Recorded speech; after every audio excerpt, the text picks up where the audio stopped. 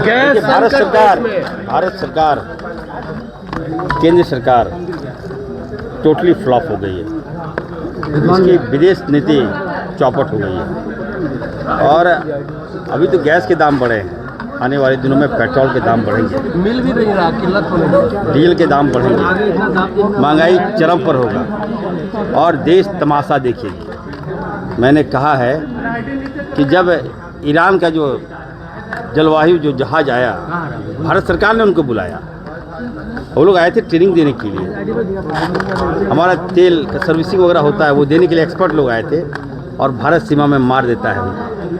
तो क्या होगा विदेश नीति जब अपने मेहमानों की हम रक्षा नहीं कर सकते? तो दाम तो बढ़ेंगे ही बढ़ेंगे।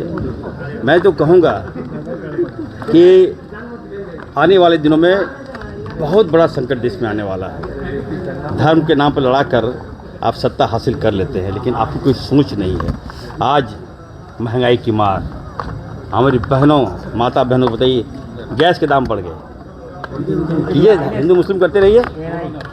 और मैं कहना चाहता हूँ कि देश की मांग है, मैं राहुल गांधी जी से मांग करता हूँ कि राहुल गांधी जी, आज आपकी आवश्यकता है, मोदी जी को पढ़ाइए। आप जेएमएम आसाम जा रही है, आज आवश्यकता है देश को। देखिए, जो मेरिट है सामने आएगा। आज बताइए, अगर राहुल जी होते तो नस मस्तक हमारा हिंदुस्तान नहीं करता, अमेरिका हमें आंख नहीं दिखाता। पीड़ा हमें है, महिलाओं की पीड़ा है, बहनों की पीड़ा है। दीपिका जी, आप लोग कैसे देख रहे हैं तमाम चीजों को? जैसे जैसे डॉलर का दाम बढ़ता है वैसे वैसे प्रधानमंत्री की गरिमा गिरती है। थोड़ा आप लोग जैसे जैसे डॉलर का दाम बढ़ता है वैसे वैसे देश के प्रधानमंत्री की गरिमा गिरती है। ये बोलने वाले भाजपाई लोग कहाँ आज सोए हुए हैं? 92 से ज़्यादा डॉलर का कीमत हो गया और ऐसा नहीं है कि इससे आम लोगों के जीवन पे प्रभाव नहीं पड़ता है। कई चीज़ों को हम लोगों को महंगे दाम पर यहाँ जब लाने की बातें हो रही हैं तो उससे महंगाई बढ़ने की भी परिस्थिति। गैस सिलेंडर से शुरू हुआ है, डीजल पेट्रोल तमाम चीज़ें आगे बढ़ेंगी। विदेश नीति के नाम पर हमारे पास कुछ बचा नहीं है। मैडम, अगर किल्लत होती है तो वैकल्पिक व्यवस्था क्या है?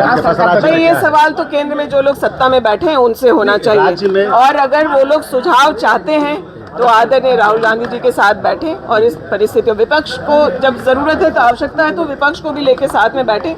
जब देश हित की बात है तो किसी से अच्छी बातें सीखने में कोई परेशानी नहीं होनी चाहिए। राहुल गांधी जी ने जीएसटी पे भी इन्हें पाठ पढ़ाया था, थोड़ा देर समझ में आया।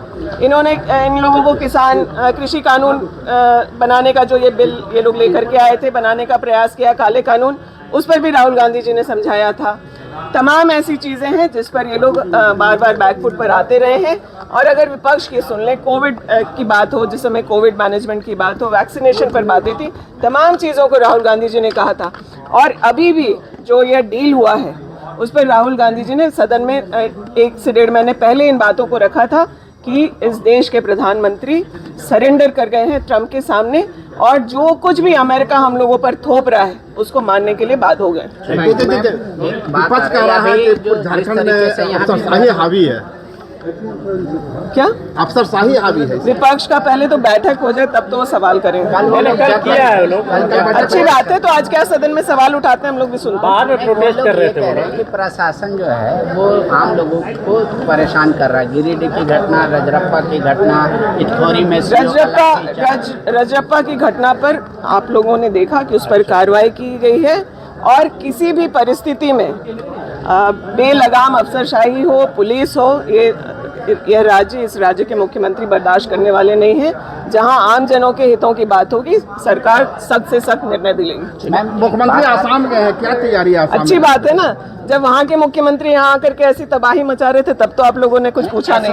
तो आपका अगर रहेगा तो फायदा होगा या फिर लग रहा है? बिल्कुल, हम लोग इंडिया गठबंधन में है, सकारात्मक बातें होंगी।